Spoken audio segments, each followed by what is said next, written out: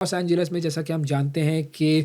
Donald Trump کی انتظامیہ کے خلاف مظاہرے چل رہے ہیں، اور یہ مظاہرے جو ہیں وہ اب بہت زیادہ شدید ہو گئے ہیں، کیونکہ اس میں ڈونلڈ ٹرمپ نے پہلے گارڈز تعینات کیے جو فیڈرل گارڈز تھے، پھر اس کے بعد اب ڈونلڈ ٹرمپ نے مرینز بھی تقریباً 700 مرینز جو ہیں، یہ اسپیشل فوجی ہوتے ہیں امریکہ کے، ان کو بھی تعینات کر دیا گیا ہے ڈونلڈ ٹرمپ کی طرف سے ان مظاہروں کو اور مظاہرین کو کنٹرول کرنے کے لیے۔ اور یہ جو مظاہرے ہیں یہ اب لاس اینجلس کے علاوہ اور بہت ساری دوسری جگہوں میں بھی پھیل گئے ہیں، واشنگٹن میں، نیو یارک میں، الینوائے میں، اور اس کے علاوہ ٹیکسس تک بھی یہ مظاہرے جو ہیں وہ پھیل گئے ہیں، بڑھتے جا رہے ہیں یہ مظاہرے، اور مظاہرین جو ہیں وہ بیسکلی جو امیگریشن پالیسیز ہیں ڈونلڈ ٹرمپ کی، ان کے خلاف یہ مظاہرے کر رہے ہیں۔ اور اس میں مظاہرین پر لاٹھی چارج بھی ہوا ہے، مظاہرین جو ہیں ان کو گرفتار بھی کیا گیا ہے، کئی مظاہرین کو گرفتار کیا گیا ہے، لیکن یہ مظاہرے اب جو ہیں وہ رکنے کا نام نہیں لے رہے ہیں۔ دوسری طرف جو لاس اینجلس کی جو انتظامیہ ہے وہ اور ڈونلڈ ٹرمپ یہ بھی آمنے سامنے ہیں، کیونکہ گارڈز کی جو تعیناتی ہے وہ بنیادی طور پر ایک فیڈرل ایکٹیویٹی ہوتی ہے جس کا قانون میں کسی قسم کی قانون میں کوئی گنجائش نہیں ہے۔ تو اب اس حوالے سے بھی جو ہے وہ بہت ساری چمگوئیاں ہو رہی ہیں کہ ڈونلڈ ٹرمپ نے ایک مرتبہ پھر امریکی قانون کی خلاف ورزی کی ہے۔ اب 1900 کے قریب مظاہرے ہیں ایسے جو کہ ہفتے کے دن پلان کیے گئے ہیں ڈونلڈ ٹرمپ کے ان امیگریشنز کے جو اس کے جو نئے قوانین ہیں ان کے خلاف 1900 مقامات پر ہفتے کے دن یہ مظاہرے کیے جائیں گے، اور یہ ایک بہت بڑا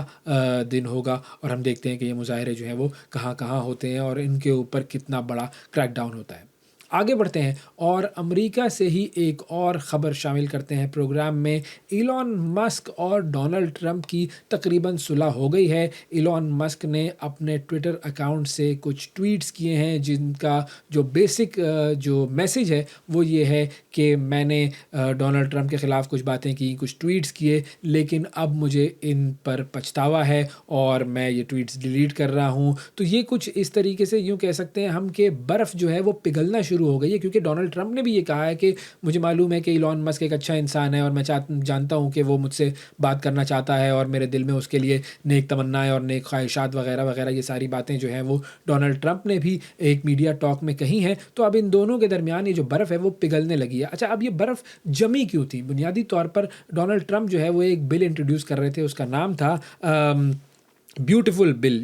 دا بگ بیوٹیفل بل، اور دا بگ بیوٹیفل بل جو ہے اس کے خلاف کچھ باتیں کی تھیں ایلون مسک نے۔ تو اب ان دونوں کے درمیان ڈفرینسز آ گئے، ایک دنیا کا سب سے امیر ترین آدمی ایلون مسک اور دوسرا دنیا کا طاقتور ترین آدمی ڈونلڈ ٹرمپ، امریکہ کا صدر۔ اب ان دونوں کے درمیان ڈفرینسز آ گئے، اور پھر اس کے بعد ٹویٹر پر اور ان کے جو سوشل میڈیا پلیٹ فارمز ہیں وہاں پر یہ جنگ جو ہے وہ بڑھتی چلی گئی، اور یہ دونوں جو ہیں وہ ایک دوسرے پر وار کرنے لگے، اور اب جو ہے یہ معاملہ جو ہے وہ ذرا ٹھنڈا ہوتا ہوا نظر آ رہا ہے۔ اچھا، ایک اور انٹرسٹنگ چیز بھی تھی، وہ یہ کہ جب یہ تنازع سامنے آیا تو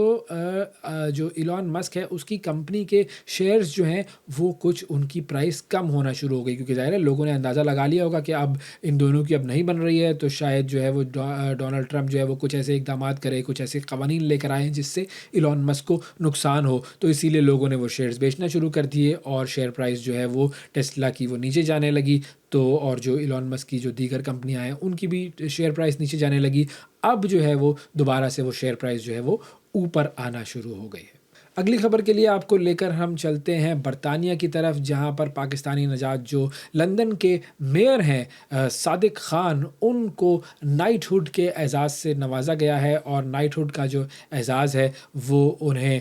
بادشاہ چارلز کی طرف سے دیا گیا ہے۔ ایک بہت بڑی پروقار تقریب تھی، اور نائٹ ہوڈ کے بعد اب انہیں سر صادق خان کہہ کر پکارا جائے گا۔ اور سر صادق خان جو ہیں ان کا جو بیسک تعلق ہے وہ تو پاکستان سے ہے، لیکن پیدا وہ برطانیہ میں ہی ہوئے تھے۔ ان کے والد جو ہیں وہ ان کی پیدائش سے کچھ عرصہ پہلے برطانیہ چلے گئے تھے، اور وہاں پر وہ بس چلاتے تھے، اور تقریباً 1990 کے آس پاس میں جو ہے یہ صادق خان صاحب نے سیاست کا آغاز کیا تھا، اور اس کے بعد وہ آگے بڑھتے چلے گئے، اور ان کے پاس ایک ریکارڈ بھی ہے، وہ یہ کہ 3 دفعہ لگاتار 3 مرتبہ وہ لندن کے میئر رہے ہیں، ہیٹرک انہوں نے کی ہے، اور یہ ایک بہت بڑا اعزاز ہے ایک مسلمان ایک پاکستانی نژاد شخصیت، تو اس حوالے سے بہت سارے لوگ جو ہیں وہ بڑے خوش ہو رہے ہیں۔ ہاں، کچھ ظاہر ہے ان کے نظریات ایسے ہیں کہ جن کے حوالے سے سب لوگ تنقید بھی کرتے ہیں اور ان کے حوالے سے بات چیت بھی ہوتی ہے کہ یہ نظریات جو ہیں وہ صحیح نہیں ہیں، لیکن صادق خان جو ہیں وہ ظاہر ہے لندن کی سوسائٹی میں رہتے ہیں، تو وہاں کی بہت ساری چیزوں کو انہوں نے اڈاپٹ کیا ہوا ہے، تو اب انہیں یہ جو اعزاز ملا ہے، یہ کہہ سکتے ہیں کہ ایک بہت بڑا ایک مومنٹ آف پرائڈ ہے برطانیہ کے مسلمانوں کے لیے اور برطانیہ کے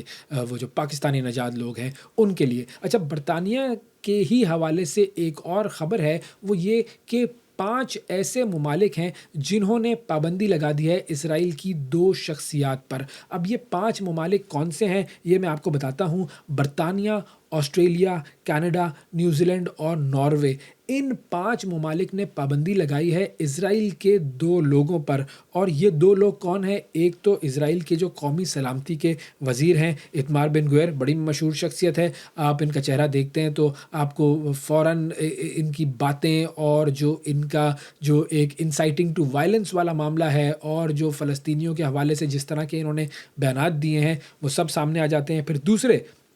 اسرائیل کے جو وزیر خزانہ ہیں جن کا نام ہے بیزلیل اسموترچ، ان دونوں لوگوں پر ان 5 ممالک نے پابندیاں لگا دی ہیں، اور یہ جو پابندیاں ہیں بیسیکلی اس کے حوالے سے جو برطانوی وزیر خارجہ ہیں ڈیوڈ لیمی، انہوں نے ایک مشترکہ بیان میں یہ بات کی ہے کہ یہ اقدام فلسطینیوں اور اسرائیلیوں کے لیے سلامتی، وقار اور خطے میں استحکام کی ضمانت کے لیے کیا گیا ہے۔ اب یہ دونوں جو لوگ ہیں ان پر الزام کیا ہے؟ الزام یہ ہے کہ یہ دونوں لوگ جو ہیں وہ اسرائیلی عوام کو، اسرائیل میں جو لوگ جو یہودی بستے ہیں انہیں فلسطینیوں کے خلاف اقدامات پر، فلسطینیوں کے خلاف پرتشدد اقدامات پر اکساتے ہیں، اور ان کے اکثر بیانات ایسے ہوتے ہیں کہ جو نہایت ہی پرتشدد بیانات ہوتے ہیں۔ اب پابندیوں کے تحت ان 5 ممالک میں یہ جو دونوں وزراء ہیں ان کے اثاثے منجمد کیے جا سکتے ہیں اور ان کے ویزوں پر بھی پابندی لگ سکتی ہے۔ اب مجھے نہیں معلوم کہ یہ امپلیمنٹ ایکچولی ہوگا یا نہیں ہوگا، لیکن یہ سمبولیکلی